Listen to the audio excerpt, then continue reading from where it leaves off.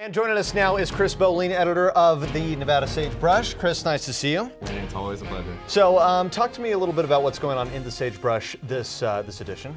So this week in the Sagebrush, we talked about Hunger U, and that was our big cover story this week. And then we also had our ASUN weekly Senate recap, as well as our weekly Arts and Entertainment's calendar. Are those any good, the Senate recaps? Because that sounds really boring.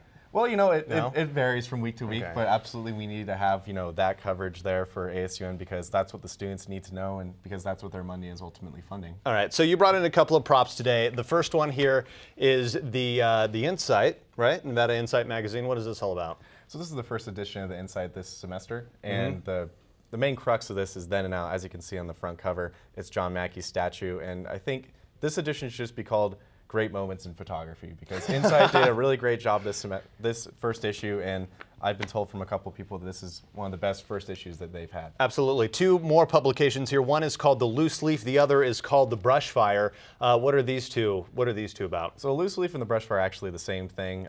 The Loose Leaf is just the zine version of The Brush Fire. It's actually a compilation of 60s poems from the This 60s. one? Yes. I was going to say, because this thing looks really old. It's actually really cool if you actually flip to the front cover. It's kind of like an old checkout. Okay. So basically, you'll flip to the front cover, or excuse me, the inside of the front cover. Inside of the front cover here. And it'll basically just be a checkout for those people that have picked up the edition of the Loose Leaf.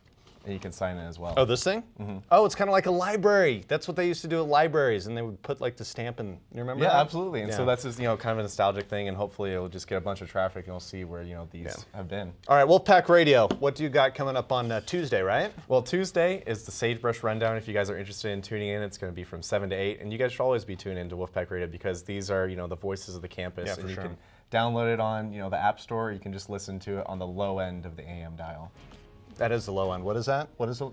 I'm not quite sure the frequency. So, who listens to AM radio, though? I mean, honestly, does anyone listen to AM radio? No. I'm not All sure. online, wolfpackradio.org.